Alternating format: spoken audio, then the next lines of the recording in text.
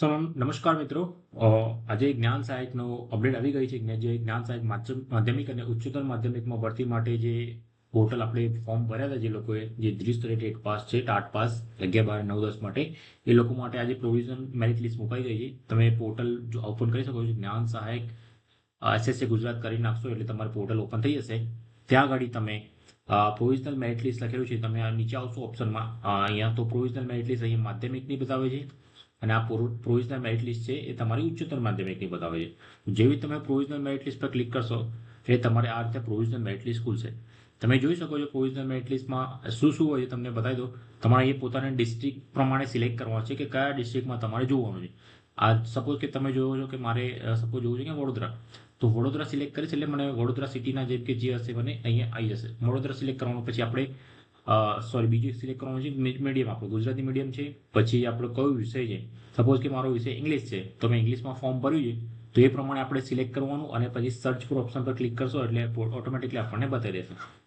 આ એક જનરલ છે જેના અંદર તમે મેરિટ લિસ્ટ જનરલ આપેલું છે. પછી આપણે આ રીતે સિલેક્ટ કરીને પોતાનો જિલ્લો સિલેક્ટ કરીને અને સબ્જેક્ટ સિલેક્ટ કરવાનો અને મીડિયમ સિલેક્ટ કરવાનો અને સબ્જેક્ટ સિલેક્ટ કરવાનો.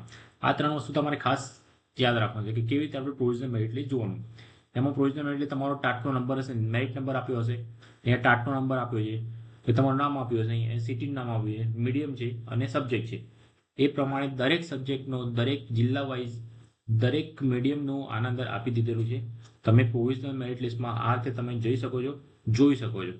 ખ્યાલ આવે? આ તો તમારું ખાસ કરીને માધ્યમિક અને ઉચ્ચતર માધ્યમિક આ આપણે ઓપન કર્યું હતું. તમે તારીખ પણ તમને ખબર છે કે 9 તારીખે ફોર્મ ભરાય છે અને આ 18 તારીખે જે રીતે વાત થઈ હતી સરકારની, 18 તારીખે 2 વાગે, તો ઓલમોસ્ટ 18 તારીખેની આસપાસ 2 વાગે પછી આપણને પ્રોવિઝનલ મેરિટ લિસ્ટ આવી ગઈ છે. હવે આના પછી નેક્સ્ટ સ્ટેપ શું હશે? હવે આના પછી નેક્સ્ટ સ્ટેપ એ છે કે જિલ્લા શિક્ષણ અધિકારીની કચેરી ડોક્યુમેન્ટ વેરિફિકેશન અને શાળા પસંદગી માટે તમને બોલાવવામાં આવશે. જેનું મેરિટ લિસ્ટમાં નામ હશે, જેમ કે અમે ઓપન કર્યું તમને બતાવ્યું પ્રમાણે કે જે મેં ડિસ્ટ્રિક્ટ સિલેક્ટ કર્યું વડોદરા, મીડિયમ સિલેક્ટ કર્યું અને પછી સબ્જેક્ટ સિલેક્ટ કર્યો. અહીંયા મારો સબ્જેક્ટ જે હોય, જેનો જે સબ્જેક્ટ લગતો હોય પ્રમાણે સર્ચ કરશું એ પોતાના સબ્જેક્ટ વાઇઝ તમને જિલ્લા સબ્જેક્ટ વાઇઝ પોતાનું બધું જ ડિટેલ પ્રોવિઝનલ મેરિટમાં મળી જશે. આ એક સૌથી બેસ્ટ રીતે મેરિટ લિસ્ટ બનાવવામાં આવી છે, જેથી બધાને ક્લિયર પિક્ચર ખબર પડે કે મારા સબ્જેક્ટવાળા કેટલા છે, મારી ડિસ્ટ્રિક્ટમાં મારે જગ્યાઓ પણ કેટલી છે. તમને ઓલમોસ્ટ બધાને ખબર છે, પહેલા જગ્યાઓ જાહેર કરી દીધી છે, તો તમારા નંબર પ્રમાણે તમને ખ્યાલ આવી જશે કે મારો નંબર કેટલામાં છે. બરાબર? આ તમારું આખું મેરિટ લિસ્ટ આ રીતે હોય. તમે જોઈ શકો એ પ્રમાણે ટેટ નંબર, નામ, ડિસ્ટ્રિક્ટ, સબ્જેક્ટમાં મીડિયમ તમે જોયો ઇંગ્લિશ મીડિયમ છે, ગુજરાતી મીડિયમ છે. ઇંગ્લિશ મીડિયમવાળો એક જ છે અને સબ્જેક્ટવાળો આટલે. બરાબર? તો એ પ્રમાણે તો આટલા લોકોમાં તમારે મેરિટનું તમને ખ્યાલ આવી જશે. એ જ પ્રમાણે તમે હવે 20 તારીખની વાત કરી. હવે તમારે સોમવારે તમને જેટલા લોકો મેરિટમાં આવે એ બધાને સોમવારે તમારે જવાનું છે જિલ્લા શિક્ષણ અધિકારી એટલે કે ડાયટમાં. ત્યાં તમારે પ્રથમ જિલ્લો પસંદ કરવાનો છે. બરાબર? એટલે જેટલા તમારા લિસ્ટમાં આવ્યા છે બધા પ્રથમ જિલ્લો પસંદ કરવા માટે ત્યાં જશે, જિલ્લો સિલેક્ટ કરશે. જો તમને ત્યાં જિલ્લો નથી મળતો કે તમે તમારો ત્યાં જિલ્લો સિલેક્ટ નથી કરતા, કે સપોઝ કે મને દૂર આવ્યું છે મારે જિલ્લો સિલેક્ટ નથી કરવો, તો કદાચ તમને બીજો વિકલ્પ આપવામાં આવશે. ત્યારે તમને 22 તારીખે બોલાવવામાં આવશે. બરાબર?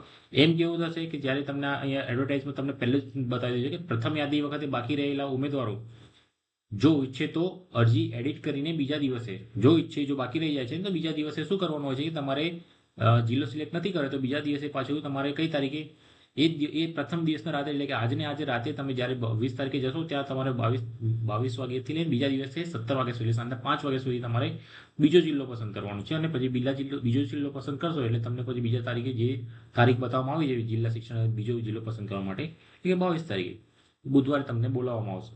એવી રીતે એ દિવસ તમે નથી કરતા તો પછી ત્રીજો પસંદગી માટે જિલ્લો બોલાવવામાં આવે છે અને પછી એ રીતે તમારે ખાસ કરીને પછી છેલ્લું હોય છે તમારે જનરલ રાઉન્ડ હોય છે. તો આ રીતે 4 રાઉન્ડ પડતા હોય છે. અત્યારે હાલ ખાલી જે જેમને ફોર્મ ભર્યા છે, જે લોકોના નામ છે લિસ્ટમાં, જે ત્રિસ્તરીય ટાટ પાસ છે માધ્યમિક અને ઉચ્ચતર માધ્યમિક, એ લોકોને બોલાવવામાં આવે છે. આ તારીખ પ્રમાણે તમે જોઈ શકો છો. 20 તારીખે તમને બોલાવવામાં આવશે અને 20 તારીખે તમારે ત્યાં જવાનું છે, જિલ્લો પસંદ કરવાનો છે. બરાબર? આ રીતે માહિતી છે. તમને આના રિલેટેડ કોઈ ક્વેશ્ચન છે તો તમે મને કમેન્ટ્સમાં જણાવી શકો છો. અને બીજું બી કોઈ તમને ક્વેશ્ચન હોય તો તમે મને કહેતા રહેજો. પ્લીઝ મારી ચેનલને સબસ્ક્રાઇબ કરી દેજો અને મિત્રો જોડે શેર કરજો. હું તમારી જોડે નવી માહિતી લેતા હોઉં છું, ટેટ રિલેટેડ કે પછી કોઈ ભરતી રિલેટેડ, તો હું તમને માહિતી આપતો રહું છું. અને તમને કોઈ મારો વિડીયો ગમ્યો હોય તો પ્લીઝ લાઈક, શેર અને સબસ્ક્રાઇબ કરજો. Thank you so much. મળીએ આપણે બીજા વિડીયોમાં.